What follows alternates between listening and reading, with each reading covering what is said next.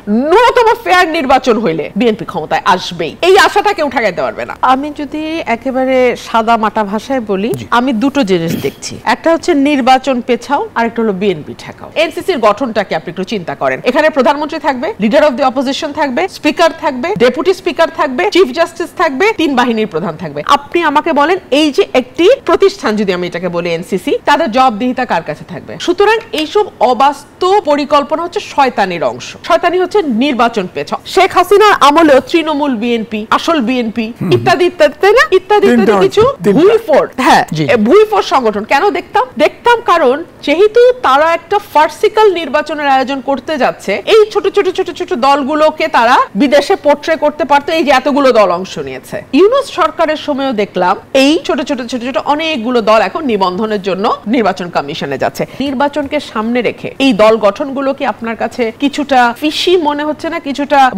মানে কিছুটা ধোঁয়াশা মনে হচ্ছে না? আজকে 10 মাস তারা মাফও চায় নাই, অনুশোচনাও প্রকাশ করে নাই, সরিও বলে নাই, রিমোর্সও নাই, কিন্তু তাদের একটা সমর্থক প্রফেসরও আপনি এখন খুঁজে পাবেন না টক শোতে আনার জন্য।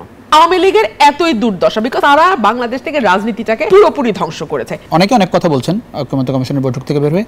নুরুল হক নূর তিনি বলছেন যে এভাবে চলতে থাকলেও কিয়ামত পর্যন্ত আসলে ঐক্যমত্য হবে না, কিয়ামত পর্যন্ত চলতে থাকলেও। আর আমি আজিজ ভাই যেটি বলছিলেন যে একরকম চাপাচাপি করে আসলে যদি ঐক্যমত্য হয় সেটি আসলে টিকবে না, ফলাফল আসবে না। চাপাচাপি দেখছেন আপনার মনে হয়, মানে একরকম জোর করে চাপিয়ে দেওয়া হচ্ছে বলে মনে হয়?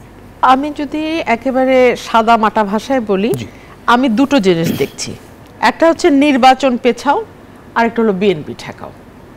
নির্বাচন পেছাও এবং বিএনপি ঠেকাওয়ের জন্য যেই পদক্ষেপগুলো নেওয়া হয়েছে তার একটা হলো 2 বারের বেশি প্রধানমন্ত্রী হতে পারবে না। তারাও খুব ভালো করে জানে যে তাদের এই যে আর্গুমেন্ট যে 10 বছরে যে স্বৈরাচারী হবে না, সে 11তম বছরে গিয়ে স্বৈরাচারী হয়ে যাবে, এই আর্গুমেন্ট আসলে ধোপে টেকার আর্গুমেন্ট না।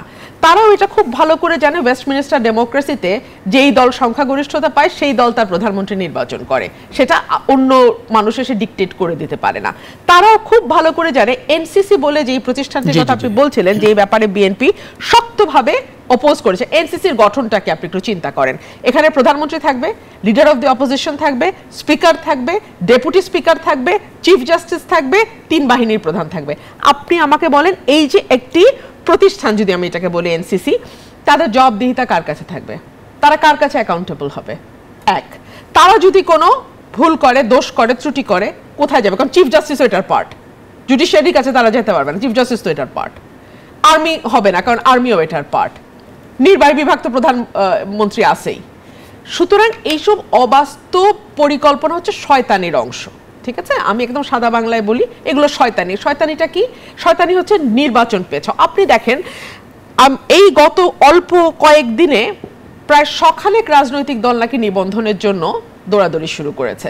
নিবন্ধনের ব্যাপারে আইনটাও শিথিল করা হয়েছে, ঠিক আছে, সেই ব্যাপারে আমার কোনো মতামত নাই। কেউ যদি রাজনীতি করতে চায় তার শতভাগ অধিকার আছে বাংলাদেশে রাজনীতি করার, কেউ যদি দল করতে চায় তার 1000বার অধিকার আছে বাংলাদেশে দল করার। সুতরাং নির্বাচনে আইন মানে কি বলে, দল নিবন্ধনের আইন যদি কিছুটা শিথিলও করা হয়, দ্যাটস ওকে, দ্যাটস ফাইন। কিন্তু নির্বাচনকে সামনে রেখে এই দল গঠনগুলো কি আপনার কাছে কিছুটা ফিশি মনে হচ্ছে না? কিছুটা মানে কিছুটা ধোঁয়াশা মনে হচ্ছে না? কেন বলছি, শেখ হাসিনার আমলেও তৃণমূল বিএনপি কি, আসল বিএনপি ইত্যাদি ইত্যাদি, তাই না, ইত্যাদি ইত্যাদি কিছু ভুইফোড়, হ্যাঁ ভুইফোড় সংগঠন কেন দেখতাম কারণ যেহেতু তারা একটা ফার্সিক্যাল নির্বাচনের আয়োজন করতে যাচ্ছে, এই ছোট ছোট ছোট ছোট দলগুলোকে তারা বিদেশে পোর্ট্রে করতে পারতো, এই যে এতগুলো দল অংশ নিয়েছে, তারা বলতে পারতো এই যে এতগুলো দল মিলে একটা বিরোধী দলীয় জোট হয়েছে। যদিও একটা মানে আসনও তারা পাবে এরকম ভাবার কোনো কারণ নাই, কিন্তু তৈরি হয়েছে এরকম। ইউনূস সরকারের সময়ও দেখলাম এই ছোট ছোট ছোট ছোট অনেকগুলো দল এখন নিবন্ধনের জন্য নির্বাচন কমিশনে যাচ্ছে। এগুলো হচ্ছে কি, গত 15 বছরে বাংলাদেশের রাজনীতিটাকে তো একেবারে ধ্বংস করা হয়েছে।